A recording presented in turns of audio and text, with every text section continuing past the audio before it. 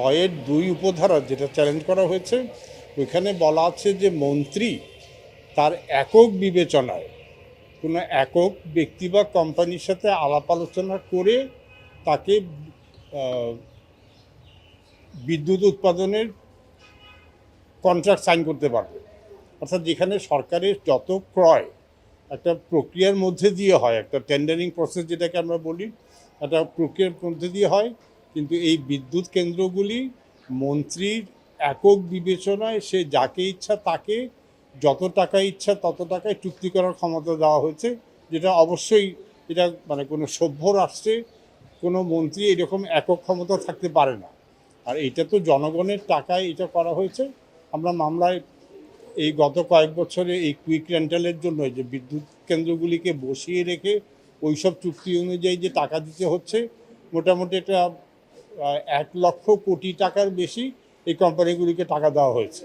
বিদ্যুৎ ও জ্বালানি দ্রুত সরবরাহ বৃদ্ধি বিশেষ বিধান আইন 2010, যে আইনটা সংক্ষেপে কুইক রেন্টাল আইন নামে বেশি পরিচিত, ওই আইনের 2টা ধারা কেন অসাংবিধানিক হবে না সেটা চ্যালেঞ্জ করেছি।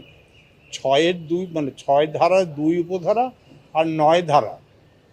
9 ধারাতে বলা আছে যে এই কুইক রেন্টাল মানে সরকার যেসব বিদ্যুৎ কেন্দ্রের সাথে যত চুক্তি করেছে বা চুক্তি সংক্রান্ত কোনো কার্যক্রম কোনো আদালতে চ্যালেঞ্জ করা যাবে না, কোনো আদালতে এই সংক্রান্ত কোনো মামলা করা যাবে না। অর্থাৎ আদালতের এখতিয়ারটাকে বাদ দিয়ে দেওয়া হচ্ছে। এটা তো হতে পারে না। আমার একটা ব্যাপারে ক্ষতি হলে আমি আদালতে যেতে পারবো না, এটা তো আমার মৌলিক অধিকার। অতএব ওই গ্রাউন্ডে 9 ধারা চ্যালেঞ্জ করা হয়েছে। আর 6-এর 2 ধারায় এই বিদ্যুৎ ও জ্বালানি মন্ত্রীকে যে কোনো কোম্পানি বা যে কোনো ব্যক্তির সাথে চুক্তি করার মানে বিদ্যুৎ উৎপাদনের ব্যাপারে চুক্তি করার একক এখতিয়ার দেওয়া হয়েছে। কোনো ধরনের কোনো প্রক্রিয়া ছাড়া। সরকারের যে কোনো ক্রয় তো একটা প্রক্রিয়ার মাধ্যমে হয়, টেন্ডার হতে হবে, মূল্যায়ন হতে হবে, তারপরে কিন্তু এই 6-2 ধারায় মন্ত্রীকে সর্বোচ্চ একক ক্ষমতা দিয়েছে, সে যার সাথে ইচ্ছা যত টাকা ইচ্ছা বিদ্যুৎ কেন্দ্র স্থাপনের চুক্তি করবে। তো এটা তো এই অসীম ক্ষমতা প্রজাতন্ত্রে কারো থাকতে পারে না। না বন্ধ তো হবে না, ওই যে অন্তর্বর্তীকালে কোনো আদেশ তো হয় নাই।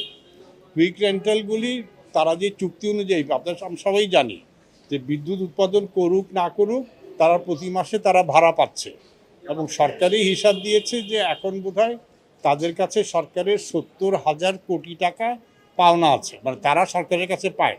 ওই বিদ্যুৎ ব্যবহার করুক উৎপাদন করুক প্রতিটা এই বিদ্যুৎ কেন্দ্রকে সরকার তো প্রতি মাসে টাকা দিতে হয়, এবং এইসব বিদ্যুৎ কেন্দ্র আছে মোট বোধহয় এখন আছে 89টা।